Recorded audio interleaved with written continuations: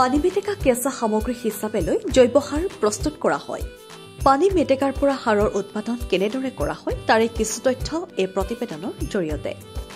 প্ৰথমে উৎপাদনৰ লক্ষ্য অনুযায়ী মাটিত গাঁত খান্দিব লাগে।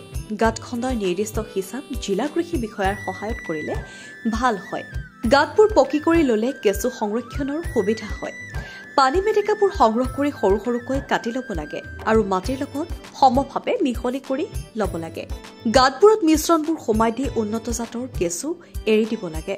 এনে কেঁচু জিলা কৃষি বিভাগৰ সহযোগত সংগ্ৰহ কৰিব পাৰি। মেটেকা আৰু মাটিৰ মিশ্ৰণটোত পানী ছটিয়াব লাগে আৰু কলগছৰ পাত বা অন্য পাতেৰে পাতলকৈ ঢাকি দিয়াৰ ব্যৱস্থা কৰিব লাগে। সম্পূৰ্ণ প্ৰক্ৰিয়াটো শেষ হ'বলৈ অতি কমেও 55 দিনৰ প্ৰয়োজন হয়।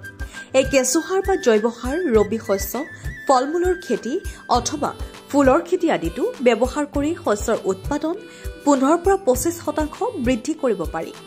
এই সাৰেৰে উৎপাদিত শস্যৰ জৈৱ গুণ নিহিত হৈ থাকে। বজাৰত এনে সাৰ প্ৰয়োগ কৰা খাদ্য শস্যৰ বজাৰ মূল্য অধিক পোৱা যায়, কাৰণ এই খাদ্য শস্য যথেষ্ট স্বাস্থ্যসন্মত। নিউজ ডেস্ক ৰিপৰ্ট, অংকুৰিত অসম।